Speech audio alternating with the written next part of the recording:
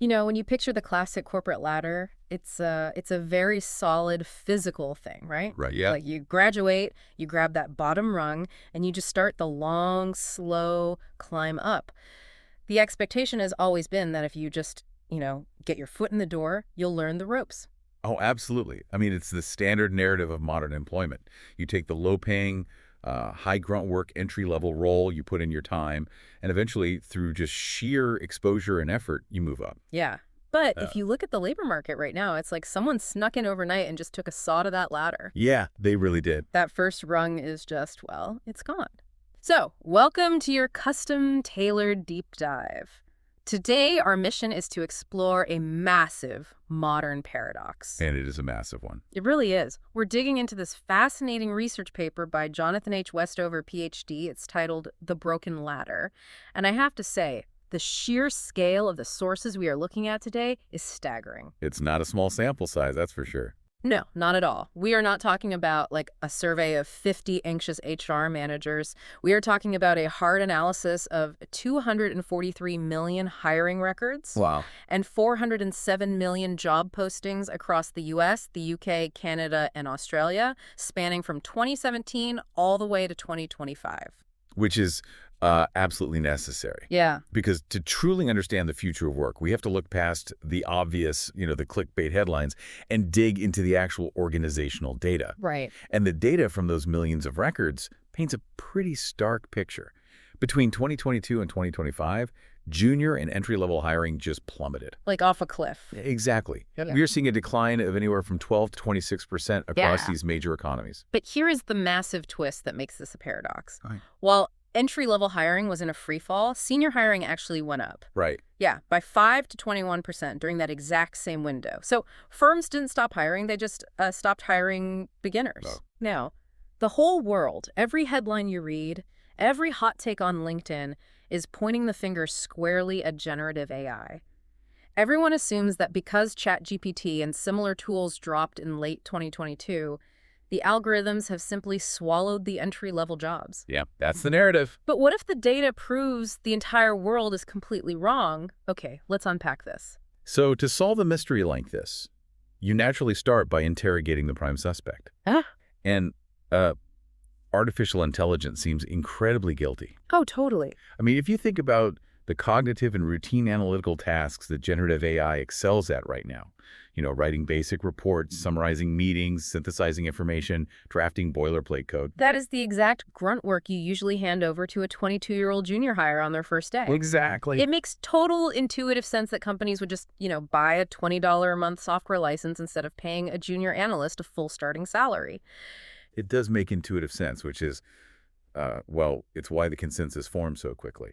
But what's fascinating here is the massive statistical trap hiding in the data. Okay, a statistical trap. Yeah. The researchers uncovered this enormous overlap. They found a correlation coefficient of 0.77 between jobs exposed to AI and jobs exposed to an entirely different post-pandemic shock. Whoa, hold on. A correlation coefficient of 0.77? In plain English, what does that actually look like for someone just trying to get a job? Right. It means there is a massive, almost inescapable overlap. The exact same jobs that are highly exposed to AI automation. So think software developers, financial analysts, management consultants. Right, the knowledge worker. Exactly. Those are the exact same jobs that shifted to permanent remote or hybrid work arrangements. They're the jobs you can just do from a laptop in your living room. Ah, I see. And on the flip side, the jobs that are totally safe from AI, like construction, electricians, nursing, food service, those are inherently in-person jobs. Yes, precisely. You can't, wire a house or serve a table through a Zoom call. It's like a crime scene where your two main suspects, AI and remote work, are best friends who literally go everywhere together. How do you possibly isolate who actually pulled the trigger on the entry-level job? We have to separate them statistically. Yeah. So the researchers used a method called difference in differences estimation. Okay. Essentially, they looked at how hiring changed over time across different occupations.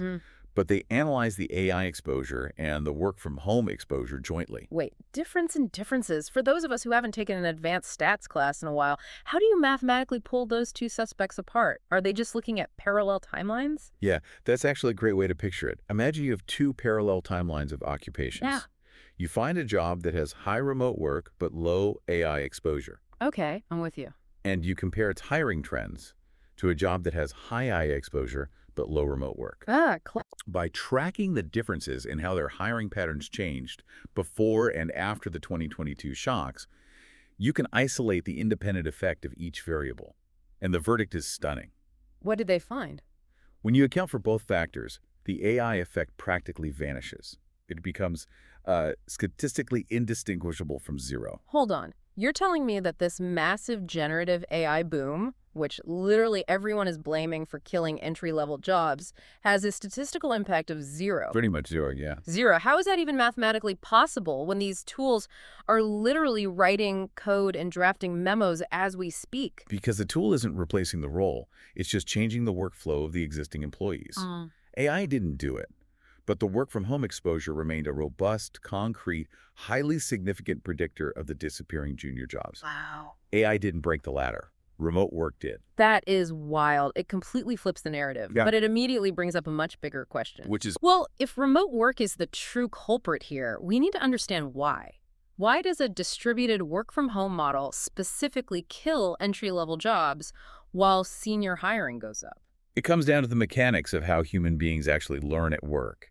There is formal knowledge, which is what you find written in an onboarding manual or a company wiki. Right, the stuff you can just read. Exactly. Yeah. But then there is tacit knowledge. This is the unspoken, unwritten expertise, the intuition that experienced workers carry around in their heads. Yeah. Historically, junior workers absorbed tacit knowledge almost entirely through physical proximity. I always think about that classic scenario of, overhearing a senior colleague navigate a totally disastrous client call from the next cubicle over. Yes, perfect example. The manual might tell you how to log a complaint, but it doesn't teach you the exact tone of voice to use to de-escalate a furious client. You only learn that by listening to someone else do it. Yeah. Or asking a spontaneous 2-minute question while walking to the break room, or simply watching how a veteran manager frames a complex problem on a whiteboard before anyone else has even spoken. Right. You don't schedule a 30-minute calendar invite for those moments.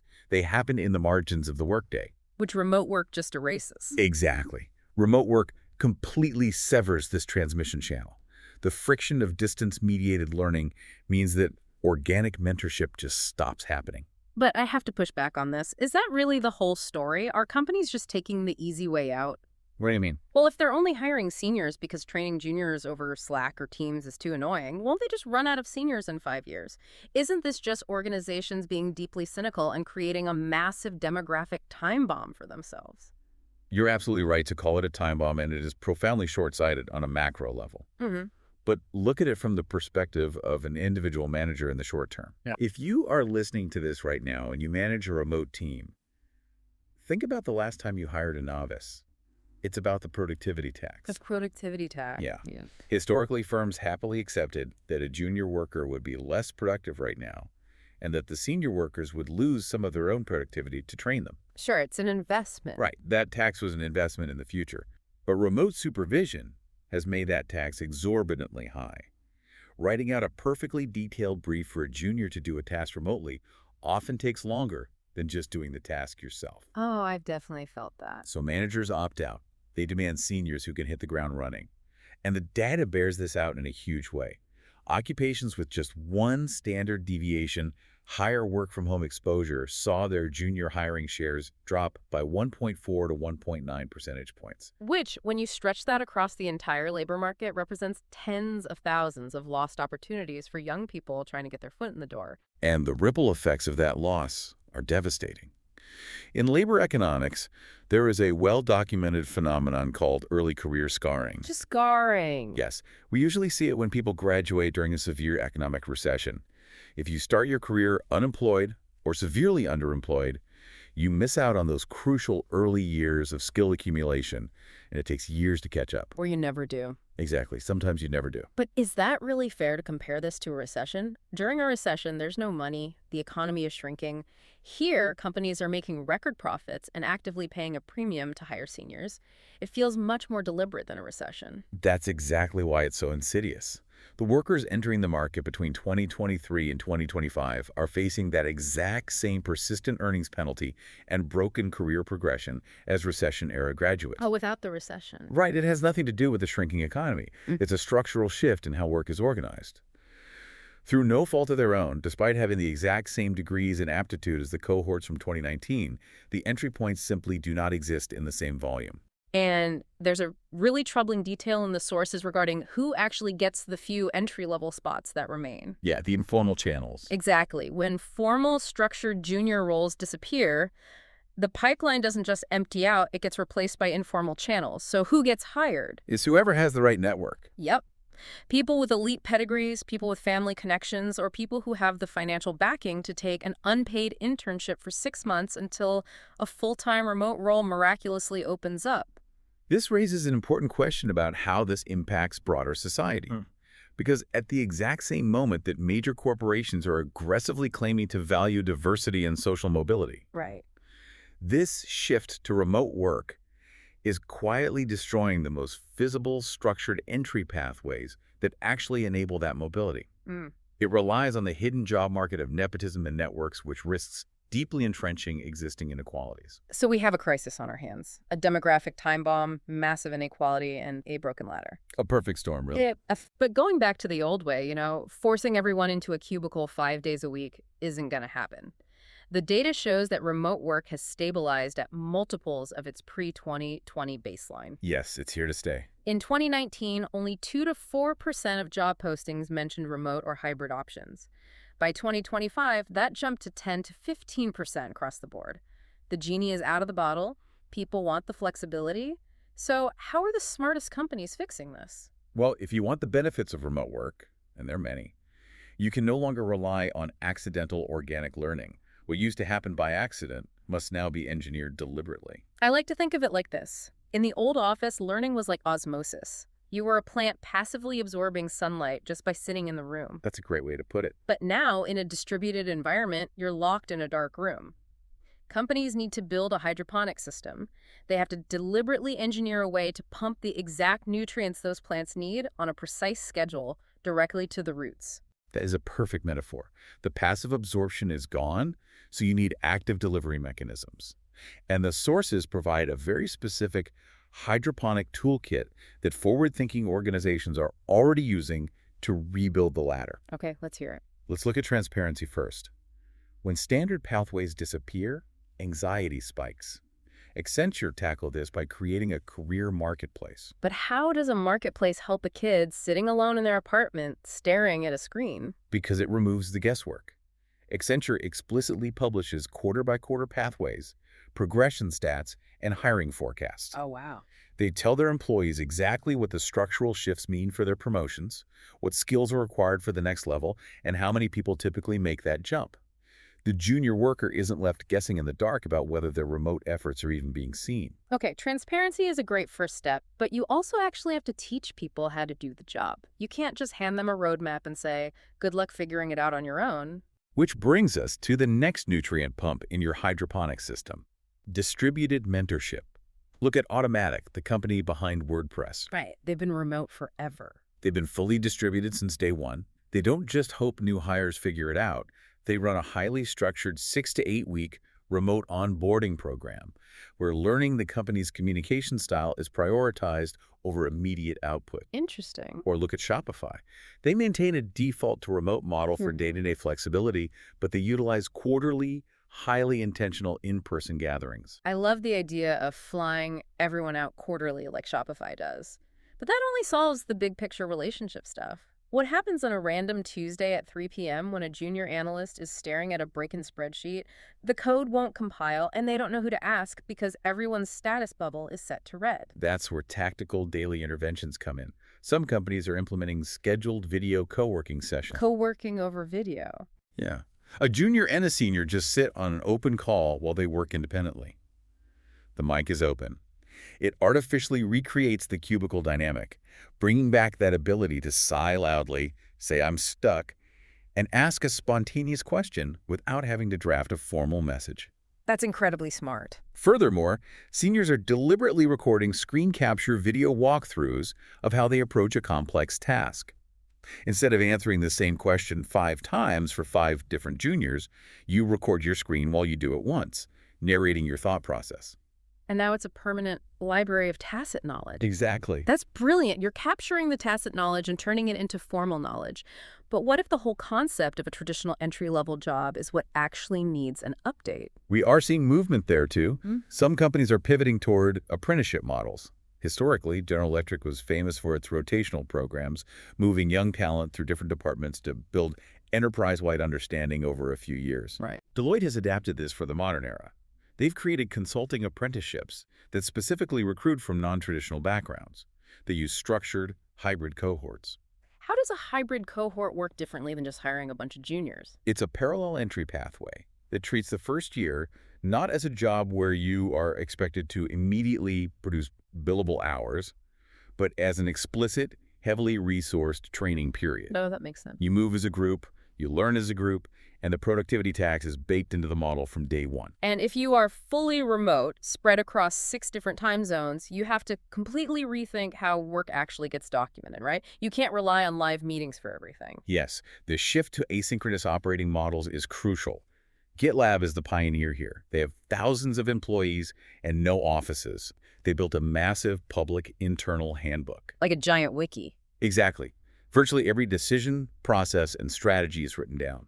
Going back to our hydroponic metaphor, Zapier does something similar with a philosophy they call working out loud, which feels like a very specific nutrient line. It absolutely is. Mm-hmm. Working out loud means that instead of direct, private messages between a manager and a senior dev, project updates, drafts, and problem-solving processes are posted publicly within the company's internal forums. So anyone can read it. Right. A junior employee can log on and read the exact messy thought process, the mistakes and the corrections of a senior developer solving a bug. It entirely replaces the need to physically stand over a senior's shoulder and watch them work. But how do these companies know if any of this is actually working? How do they know they aren't just pouring money into software tools while still facing that demographic time bomb we talked about earlier? Measurement. You can't manage what you don't measure. Microsoft is highlighted in the research for their granular workforce analytics. They don't just track headcount, they track the pipeline flow. What kind of metrics are we talking about? How do you measure if a junior is absorbing tacit knowledge? They look at network connectivity within the organization, who is collaborating with who across different departments. They track time and role and velocity of promotion. Okay, I see. If a specific cohort of remote hires isn't advancing to mid-level roles within the expected historical time frame, Microsoft's system flags it as a bottleneck. It alerts management that the onboarding or mentorship in that specific division is failing, allowing them to course correct before it compounds into a massive skill gap years down the line. Okay, so we have the tools. Transparency marketplaces, structured onboarding, co-working sessions, apprenticeships, asynchronous work, and deep analytics.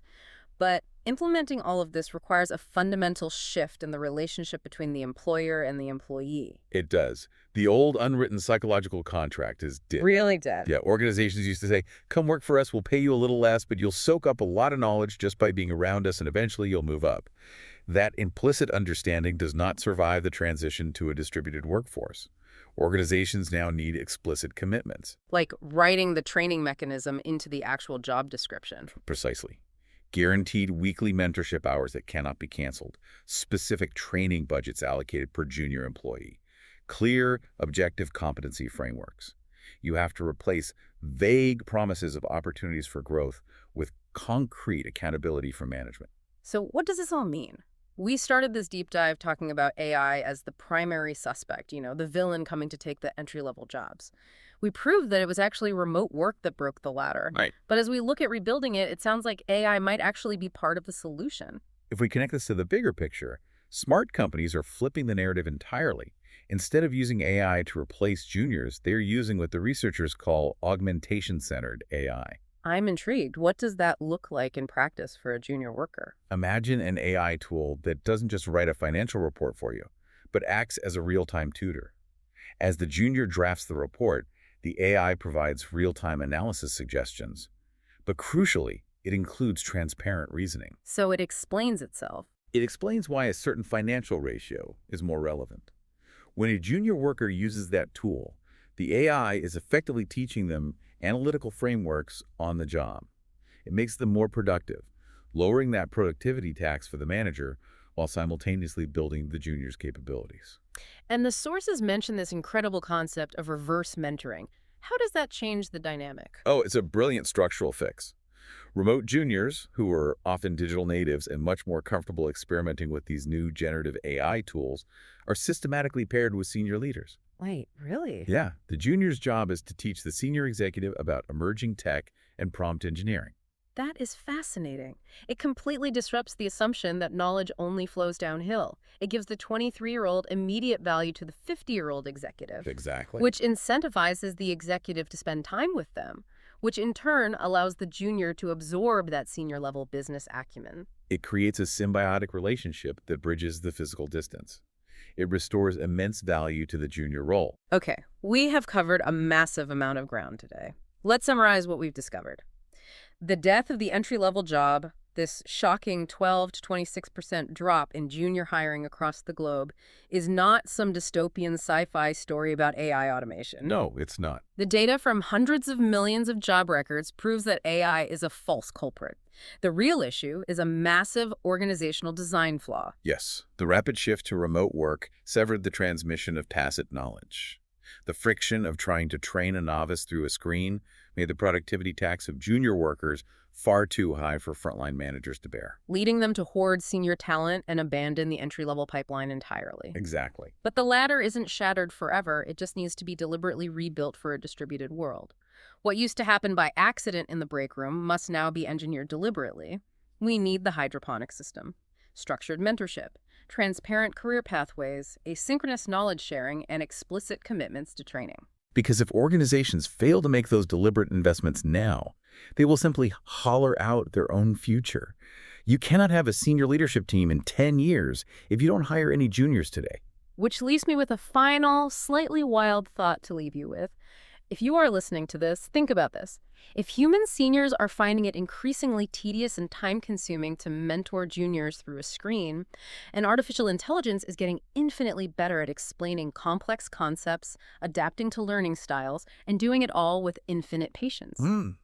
Will the entry-level worker of 2030 actually be mentored by an AI boss?